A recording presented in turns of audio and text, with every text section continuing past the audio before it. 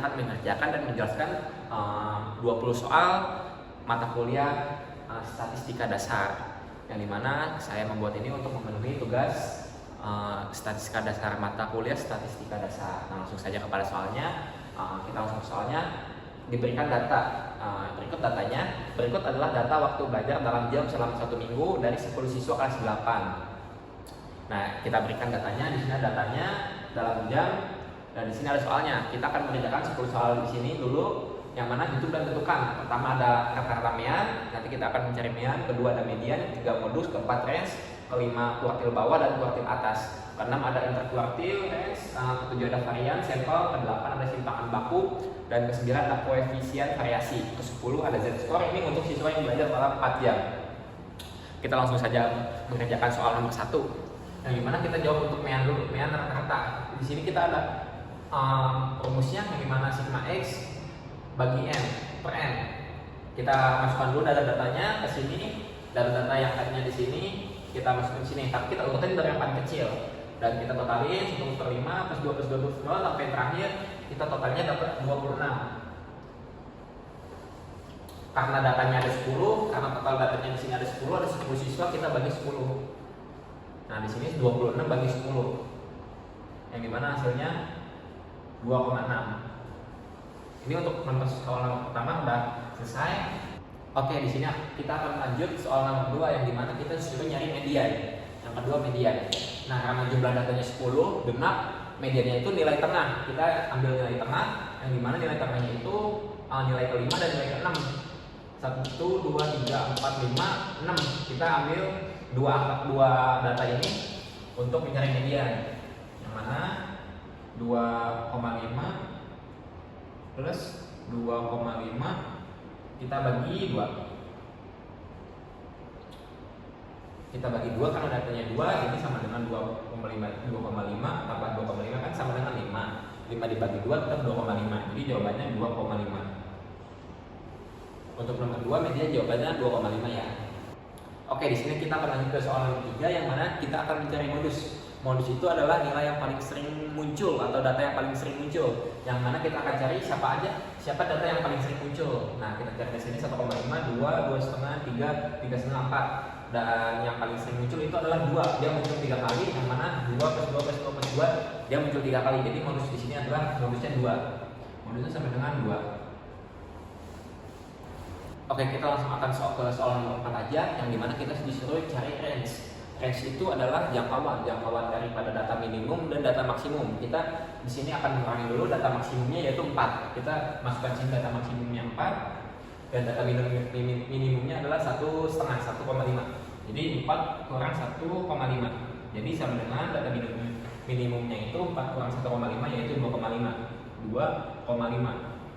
Terjawab, range-nya ada 2,5. Oke, di sini kita akan melanjutkan nomor 5, yaitu soalnya kuartil. Kita akan mencari kuartil bawah Q1 dan kuartil atas Q3. Yang dimana kuartil bawah itu median dari data ke 1 sampai ke 5. Karena datanya 10, kita ambil setengah.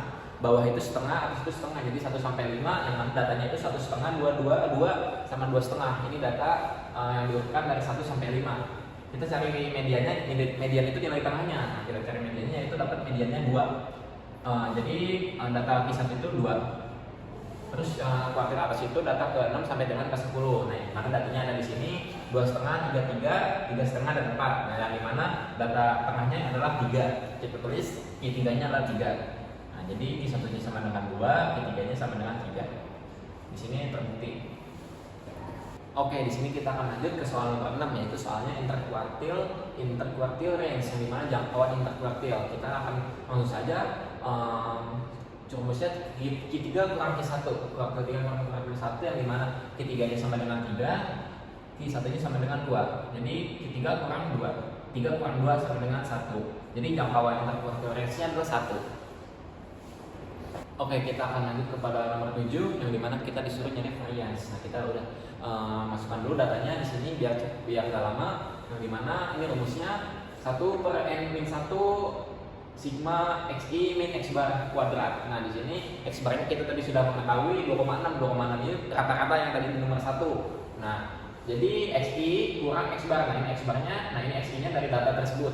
dari data yang kita. Nah, kita masukkan semua 1/5, 2 setengah, 3, 3,5, 4. Nah, kita kurangin semua sama 2,6, kita kurangin semua dulu dan kita kuadratin. Kayak contoh ini nomor 1 nih, 1,5 kurang 2,6 kan 1,1. 1,1 kuadrat itu pangkat 2 itu jadi 1,21. Kita udah totalin di sini ya. Dan sebagainya seterusnya. Nah, ini 2 min 2,6 kan 0,6 kasih 0,6 0,36. Nah, selanjutnya juga sama semua, 2 setengah kurang 2,6 itu kan 0,1 pangkat 2 itu 0,01.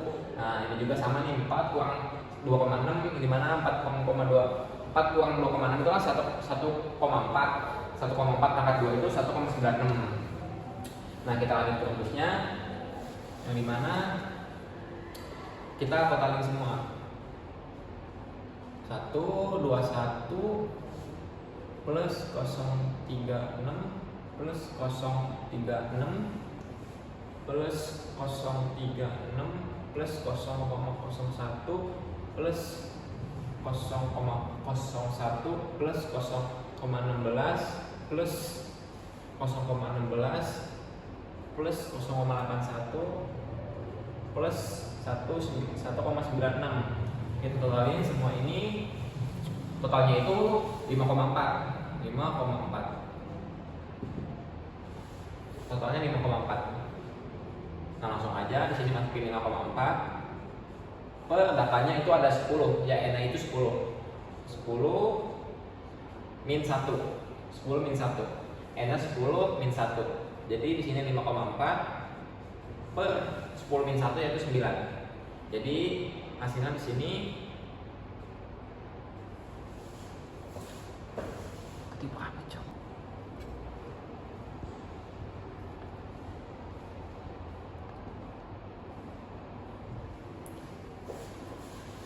Jadi hasilnya di sini 0,6.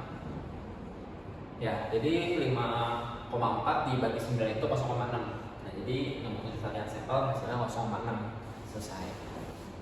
Oke, selanjutnya ada nomor 8 yang dimana kita sudah nyari simpangan baku standar deviasi. Nah, kita kan tadi sudah mengetahui variasinya 0,6, tinggal kita akarkan. Akar dari 0,6 itu 0,7746. Nah, ini hasilnya untuk 7 simpangan baku hasilnya segini. Oke, kita lanjut aja ke nomor 9 yang mana kita disuruh mencari koefisien variasi CV. Nah, ya langsung ini ada rumusnya CV S per X bar kali 100%. Kita langsung masukin. Kita S-nya sudah mengetahui, S-nya itu 0,7746 dan X bar juga sudah mengetahui yaitu 2,6 rata-ratanya. Langsung masukin sama dengan 0,7746 per 2,6 kali 100%. Jawabannya yaitu 29,79%. Jadi untuk koefisien variasi jawabannya 29,79% dari data berikut. Oke, kita langsung ke nomor 10, yaitu soalnya kita disuruh mencari Z-score untuk siswa yang belajar 4 jam.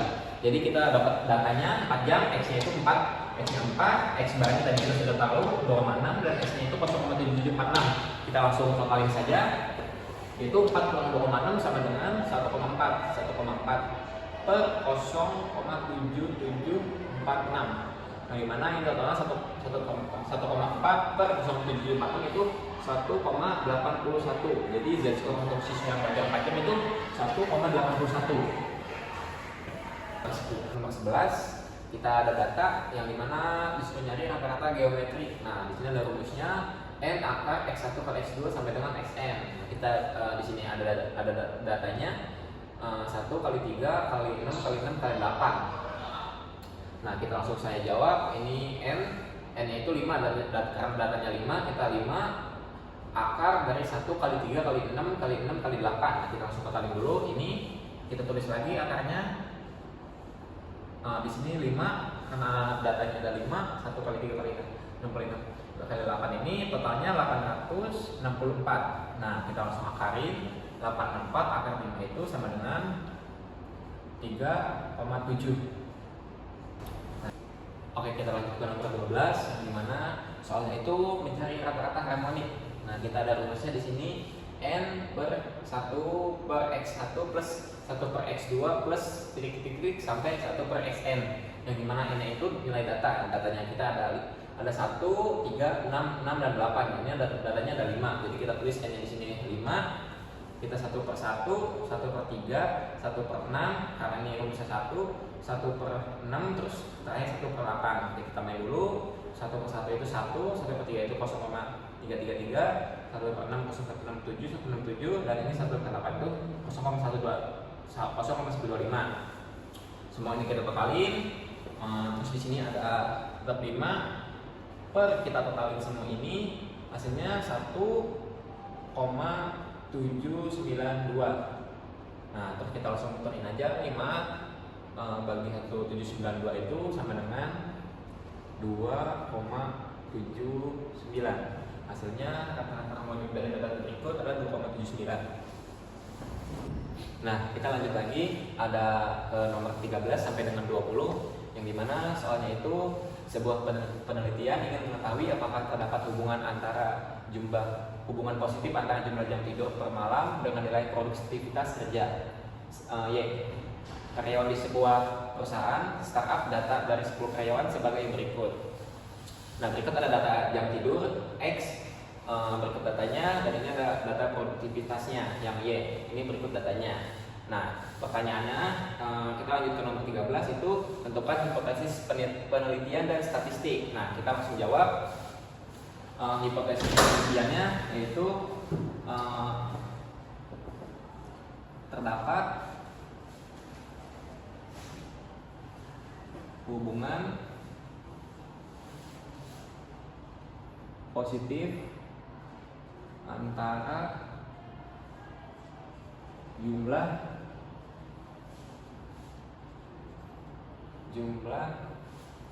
jam tidur per malam X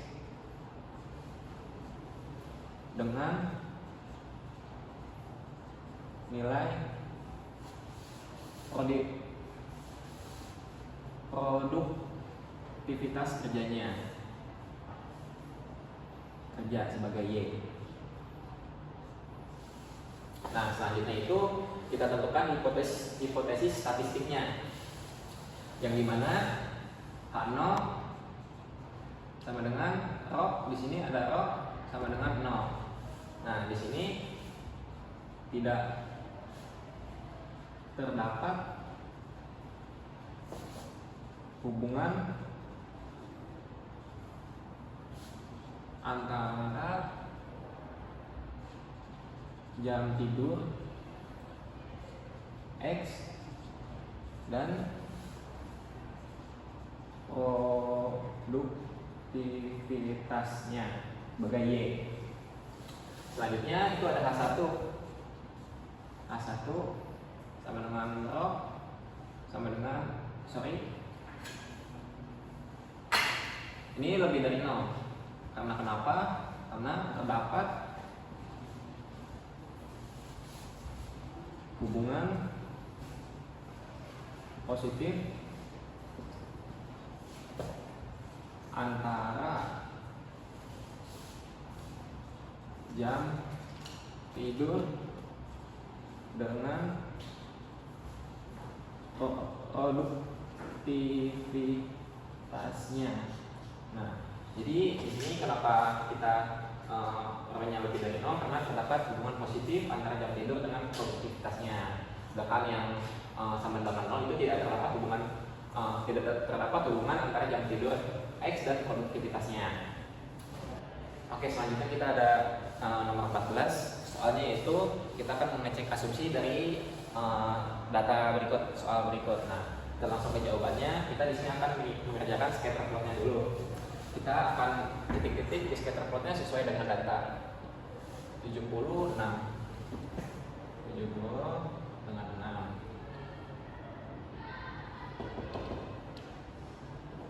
Kita titikin. Terus selanjutnya 75 dengan 7. 75 dengan 7.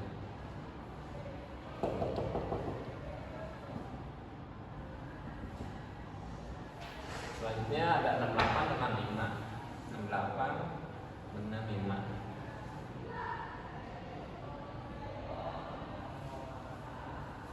Selanjutnya ada 80 dengan 8.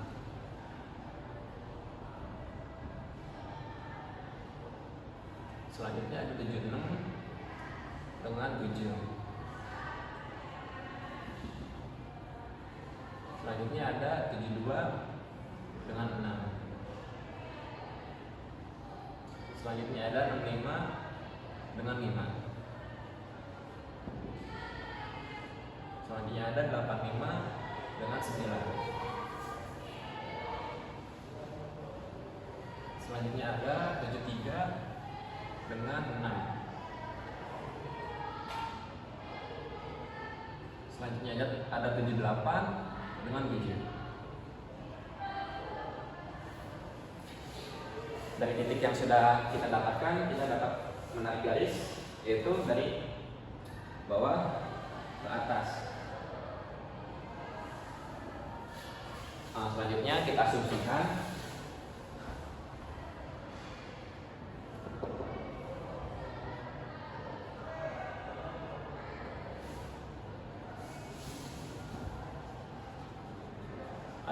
sampel dipilih secara acak.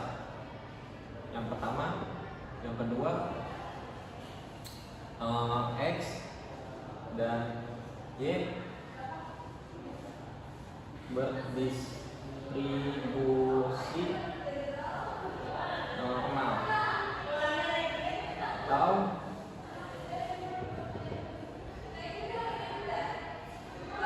bivariat.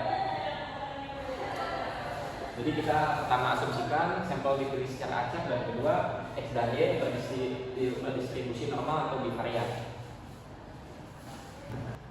Oke, kita langsung lanjut ke nomor 15, yang dimana soalnya itu kita mencari nilai statistik uji.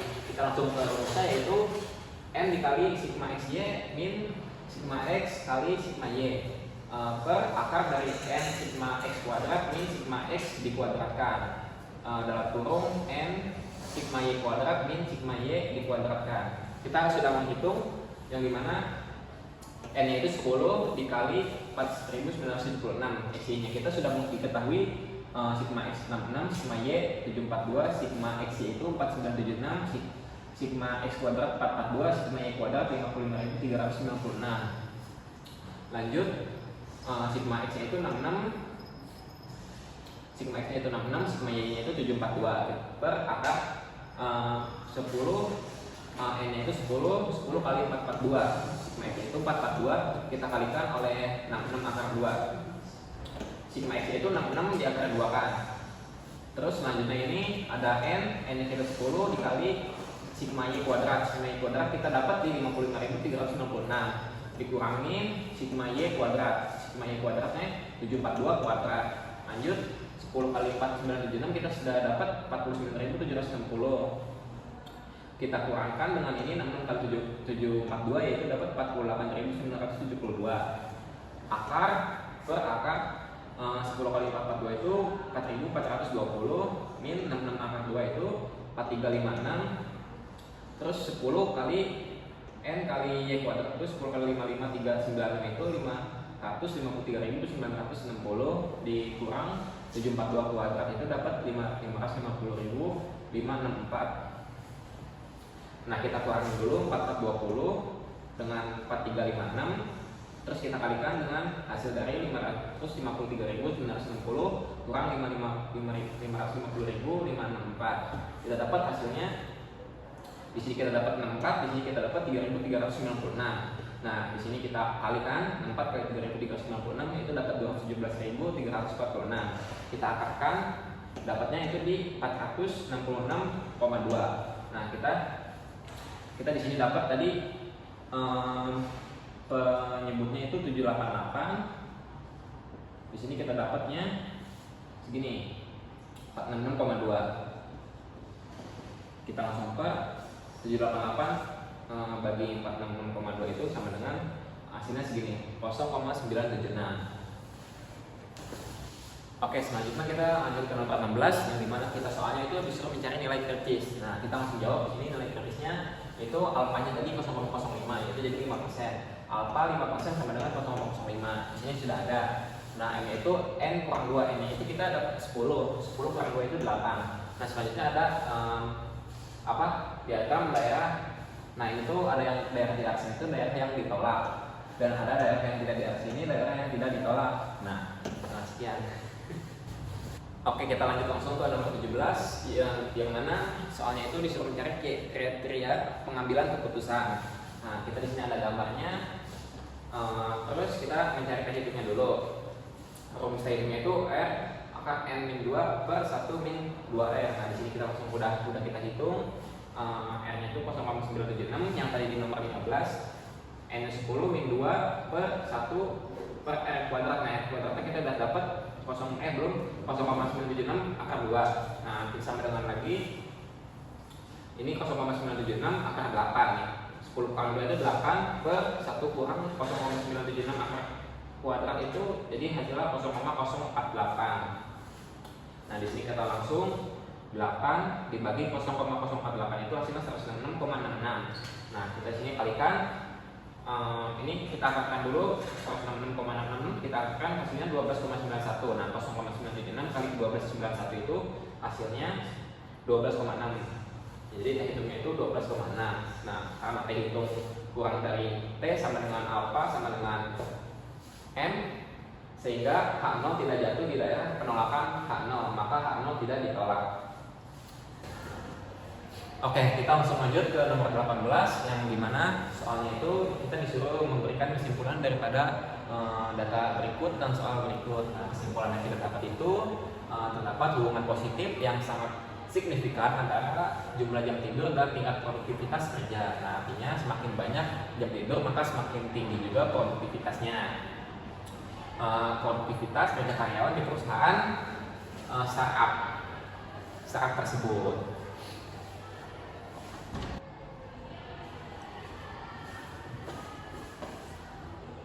Oke, kita lanjut ke nomor 19 yang dimana pertanyaannya itu kita akan disuruh mencari probabilitasnya.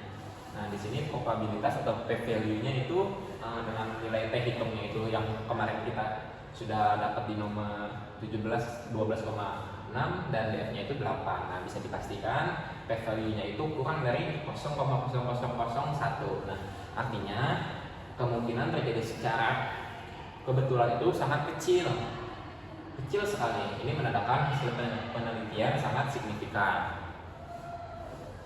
Oke, kita langsung aja lanjut ke nomor 20, ke nomor terakhir yang dimana kita soalnya berbeda dari sebelumnya, kita disuruh mencari peluang munculnya mata dadu genap. Nah, mata dadu genap yang dimana mata dadunya itu peluangnya muncul di 2, 4, dan 6. Nah, langsung kita jawab yang dimana kita S-nya. Nah, seperti kita tahu mata dadu itu mempunyai 6 sisi, ya, mana 6 sisi 1, 2, 3, 4, 5, 6. Nah, 6 sisi. Nah, pertanyaannya itu peluang munculnya dadu genap yang dimana A-nya itu 2, 4. Nah, ini ada 3 sisi, ini ada 6 sisi. Nah, kita langsung ke rumusnya itu yang dimana kita A membagi S yang dimana soal yang diminta itu 3 dibagi oleh jumlah semua sisi dadunya yang mana 3/6. Nah, jadi hasil 3/6 kita bisa mengecilkan jadi 1/2. Nah, jadi peluang munculnya mata dadu genap itu 1/2 atau setengah, 50%, seperti itu. Sekian pemaparan dari saya, kurang lebihnya mohon maaf. Terima kasih. Udah penutupan.